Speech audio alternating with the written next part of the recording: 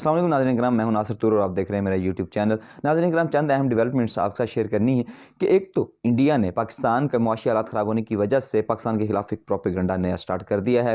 उनका मीडिया और कुछ इंटरनेशनल मीडिया के साथ मिलकर एक नया प्रोपेगेंडा पाकिस्तान के खिलाफ शुरू हो चुका है।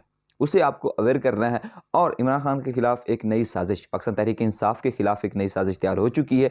और वो साजिश क्या है और किस तरह से पाकिस्तानी अवाम को और पाकिस्तान तहरीक इंसाफ को ट्रैप करने की कोशिश की जाएगी और नए army chief general Asim Munir पर कुछ और जिम्मेदारियां आयद होंगी और जिम्मेदारियां क्या होंगी, इस सारे हवाले से नाज़रीन किराम बात करते हैं। पहला तो ये कि पाकिस्तान में मुआशी हालात ख़राब होने की वजह से पाकिस्तान में प्रोटेस्ट हो रहे हैं। कई जगह पर प्रोटेस्ट हुए, लेकिन ख़ास तौर पर गिलगित बल्तिस्तान, हुंजा और स्कर्दू के इलाकों को इंडिया टारगेट कर रहा है। जैसे कि इंडिया ने पहले एक बार कहा था, इंडियन आर्मी चीफ ने ये कहा था कि हमें सिर्फ एक हुक्म का इंतज़ार है, उसके बाद हम लोग पाकिस्तान ऑक्युपाइड कश्मीर जो पाकिस्तान का हिस्सा है उस पर और गिलगित बल्तिस्तान पर कब्जा कर लेंगे। अब उन्होंने एक नया प्रोपेगेंडा स्टार्ट किया है कि पाकिस्तान के जो लोग हैं, हुंजा गिलगित बल्तिस्तान के जो लोग हैं, वो प्रोटेस्ट कर रहे हैं पाकिस्तान आर्मी के खिलाफ और वो लोग चाहते हैं कि कारगिल का जो रूट है इंडिया की तरफ उसको ओपन किया जाए और वो रीयूनियन चाहते हैं इंडिया के साथ। और पाकिस्तान ऑक्युपाइड कश्मीर जो है वो लोग पाकिस्तान के और पाकिस्तान के माशी हालात से, पाकिस्तान की जो है फ़ौज से और पाकिस्तान की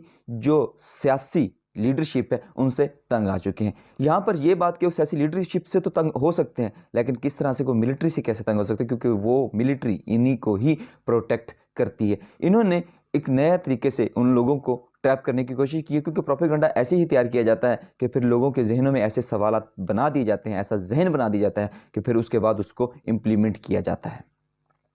उसके साथ साथ वो वर्ल्ड इकोनॉमिक फोरम की एक रिपोर्ट जिसके मुताबिक पाकिस्तान 2025 तक जो है मुश्किल हालात में रहेगा। पाकिस्तान में लोग 14.6 मिलियन लोग फूड सिक्योरिटी का सामना होगा उनको, और पाकिस्तान के जो हालात हैं वो काफ़ी मुश्किल की तरफ होंगे। इन तमाम चीज़ों को लेकर इंडिया पाकिस्तान के खिलाफ और पाकिस्तानी अवाम के खिलाफ एक प्रोपेगेंडा बना रहा है और फैला रहा है।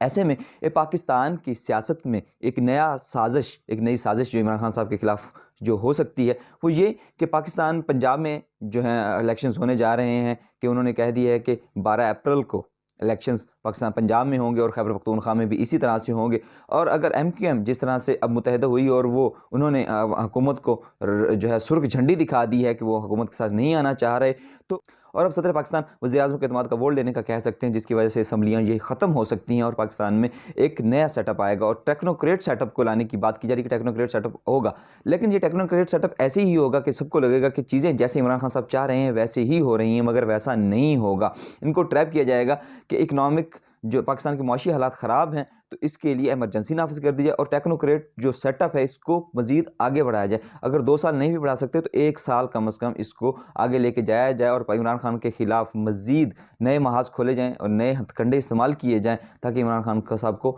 माइनस किया जा सके। इस बारे में इमरान खान साहब खुद अवेयर हैं, क्योंकि बहुत से हल्के ये कह रहे थे कि इमरान खान साहब को सियासत नहीं आती, जबकि इमरान खान साहब हर चीज़ से अवेयर हैं। He is playing very well.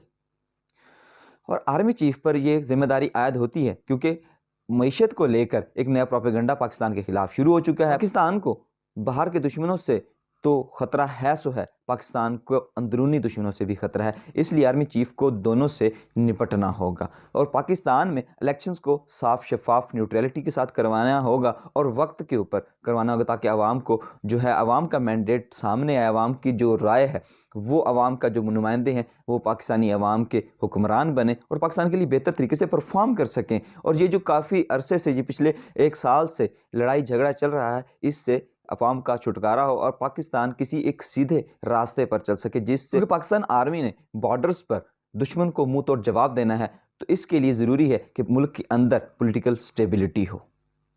जब पाकिस्तान के अंदर स्टेबिलिटी होगी और पाकिस्तान आर्मी बॉर्डर्स को सही तरह से काउंटर कर पा रही होगी, तो ऐसे इस तरह के मामला जैसे कि पाकिस्तान से रोज़ाना $70 मिलियन रोज़ाना जो है अफ़गानिस्तान स्मगल हो जाते हैं, इस तरह के वाक़यात नहीं होंगे। डॉलर्स जो स्मगल हो रहे हैं वो नहीं होंगे और पाकिस्तान बेहतरी की तरफ जाएगा।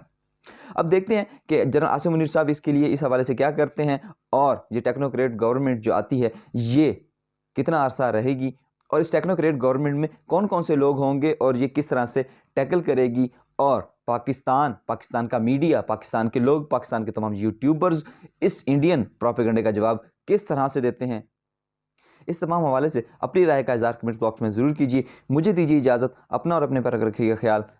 पाकिस्तान जिंदाबाद। अल्लाह निगहबान।